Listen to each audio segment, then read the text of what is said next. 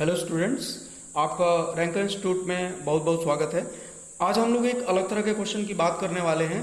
Question कुछ इस तरह का है, the correct order of stability of given carbocation is. ठीक है, तो यहाँ पे कार्बोकैटायन है और इस कार्बोकैटायन के अल्फा पोजीशन वाले कार्बन से NO2 जुड़ा हुआ है।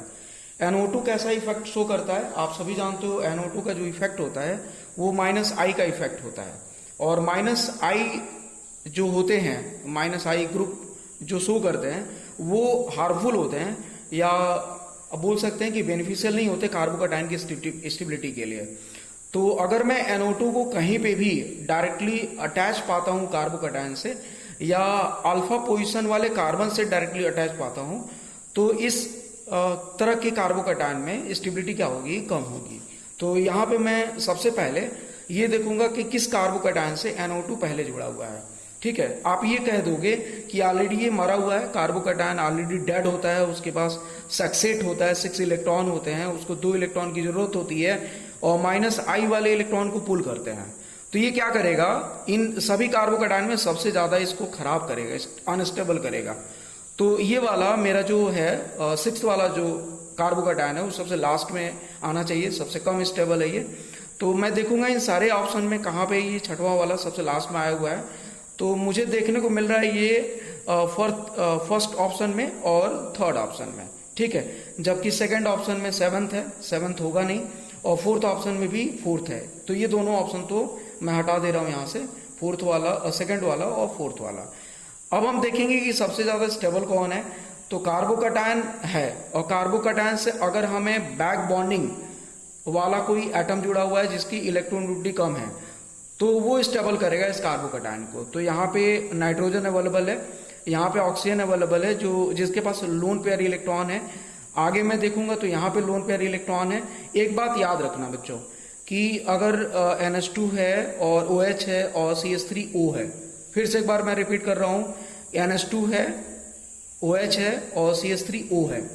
इसमें अगर कोई आपसे पूछे कि +M पावर या +I पावर किसकी सबसे ज्यादा होगी तो NH2 ग्रुप की सबसे ज्यादा +M पावर या +I पावर होती है इन कंपैरिजन टू OH, या आप बोल सकते हो यहाँ पे मेथॉक्साइड ग्रुप का। ठीक है, फिर से एक बार मैं रिपीट कर रहा हूँ, मेथॉक्साइड ग्रुप का सबसे कम पावर होगा OH और NH2 में। ओके, तो NH2 सबसे ज्यादा स्टेबल करेगा इसको क्योंकि नाइट्रोजन की इलेक्ट्रोनेगेटिविटी ऑक्सीजन के कंपैरिजन में कम होगी।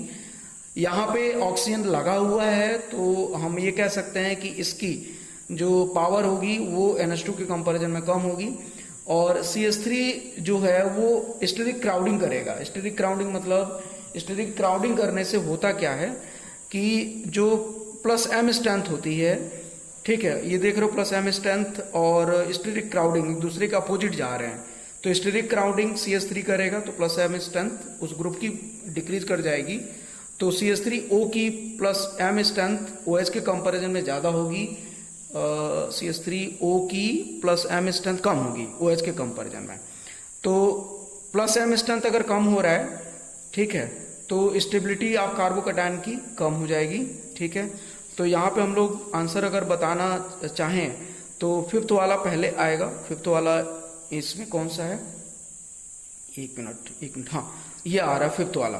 5th वाला, ये 2 ऑप्शन तो हम लोग पहले से एलिमिनेट कर दिए हैं। 5th वाला है, उसके बाद 4th वाला है, उसके बाद 3rd वाला है, उसके बाद 3rd के बाद 2nd आ रहा है। 2nd क्यों आ रहा है, क्योंकि यहाँ पे NH2 है। वेल ठीक है, उसके बाद 7th आ रहा है, 7 CH3O है। उसके बाद लास्ट में आ रहा है हमारा 6, तो 6 वाला NO2 है। ओके, ये NO2 सबसे लास्ट में आएगा क्योंकि ये सबसे खराब करेगा कार्बोकैटायन को। ओके, तो ये पूरा आपको फिर से एक बार करना है, ना समझ में आए तो आपको फिर से एक बार कमेंट बॉक्स में बताना है, फिर से एक बार डिटेल में हम आपको समझा देंगे। Thanks watching, keep growing.